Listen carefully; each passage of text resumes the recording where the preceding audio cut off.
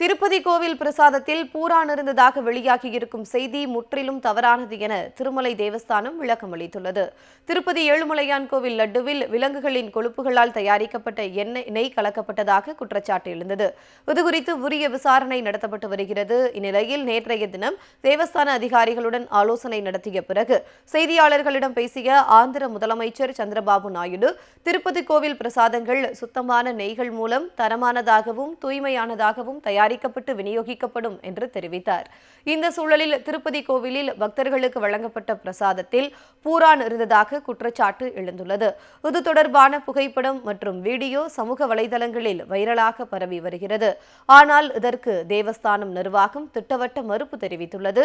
பிரசாதத்தில் பூரான் இருந்ததாக வெளியாகியிருக்கும் செய்தி முற்றிலும் தவறானது என்று விளக்கம் அளிக்கப்பட்டுள்ளது. திருப்பதி கோவில் பிரசாதத்தில் பூரான் இருந்ததாக வெளியாகியிருக்கும் செய்தி முற்றிலும் தவறானது என திருமலை தேவஸ்தானம் விளக்கம் அளித்துள்ளது. திருப்பதி ஏழுமலையான் கோவில் லட்டுவில் விலங்குகளின் கொழுப்புகளால் தயாரிக்கப்பட்ட நெய் கலக்கப்பட்டதாக குற்றச்சாட்டு எழுந்தது.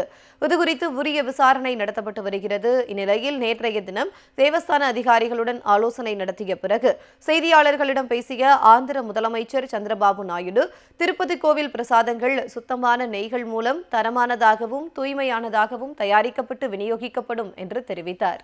இந்த சூழலில் திருப்பதி கோவிலில் பக்தர்களுக்கு வழங்கப்பட்ட பிரசாதத்தில் பூரான் இருந்ததாக குற்றச்சாட்டு எழுந்துள்ளது.